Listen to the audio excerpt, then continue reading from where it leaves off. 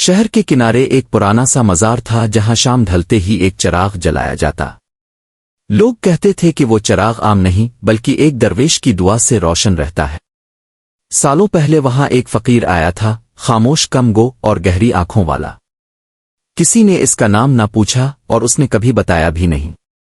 لوگ اسے صرف بابا چراغ کہتے تھے۔ وہ دن بھر مزار کے صحن میں بیٹھا رہتا، آنے والوں کو دیکھتا، مسکراتا اور کبھی کبھی بس اتنا کہتا، جو ڈھونڈ رہے ہو وہ تمہارے اندر ہے۔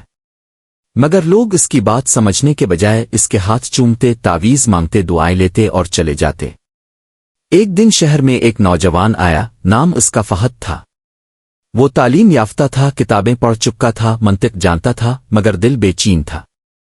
اس نے دنیا دیکھی تھی، کامیابی دیکھی تھی، مگر سکون نہ دیکھا تھا۔ کسی نے اسے بتایا کہ مزار کے پاس ایک فقیر بیٹھتا ہے جو دل کا حال جان لیتا ہے۔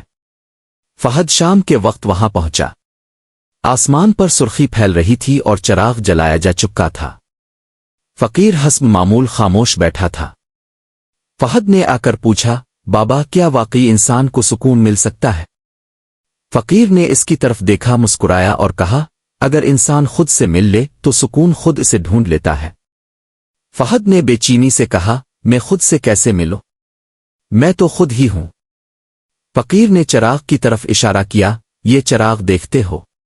جی۔ اگر اس میں تیل نہ ڈالا جائے تو کیا یہ جل سکتا ہے؟ نہیں۔ اور اگر تیل ہو مگر باتی نہ ہو؟ تب بھی نہیں۔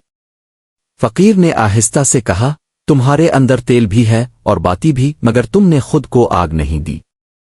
تم دوسروں کی روشنی سے راستہ مانگتے ہو، اپنی آگ سے ڈرتے ہو۔ فہد خاموش ہو گیا۔ اس نے پہلی بار محسوس کیا کہ شاید مسئلہ باہر نہیں اندر ہے۔ اگلے کئی دن وہ مزار پر آنے لگا۔ فقیر کم بولتا، زیادہ سنتا۔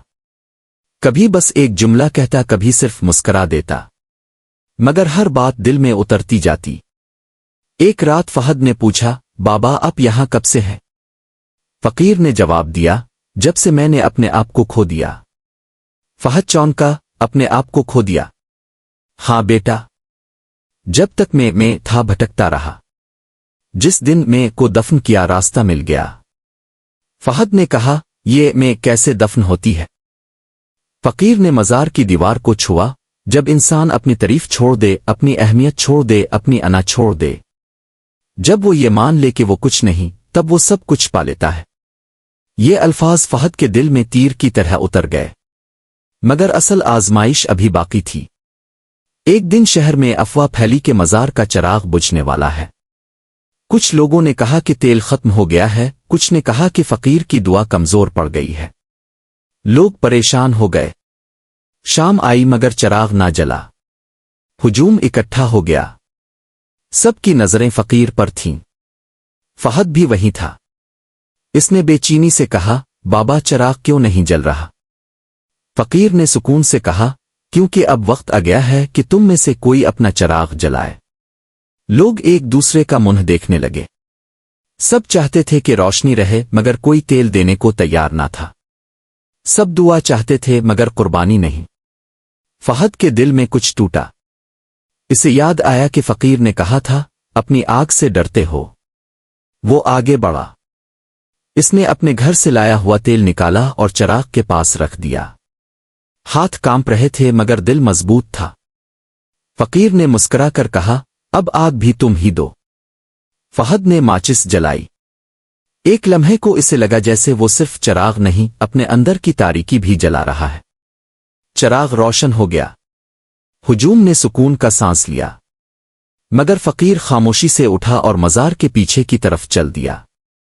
فہد اس کے پیچھے گیا۔ بابا اب کہاں جا رہے ہیں؟ فقیر نے کہا، میرا کام مکمل ہو گیا۔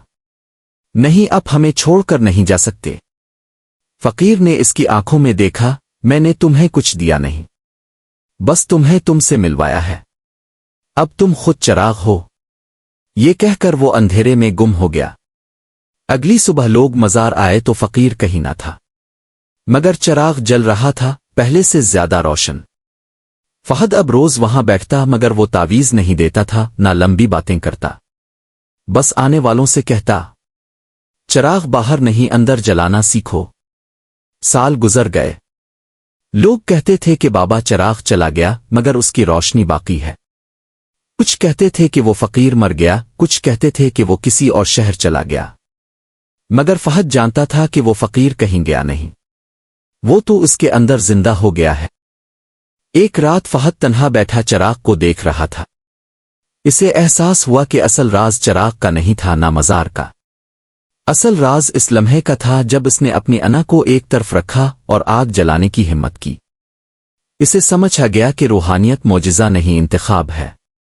रोशनी दुआ से नहीं, जुर्रत से पैदा होती है, और जो अपने अंदर के अंधेरे को कबूल कर ले वही असल में रोशन होता है। कहते हैं आज भी अगर कोई इस मज़ार पर जाए और सच्चे दिल से सवाल करे तो जवाब मिलता है।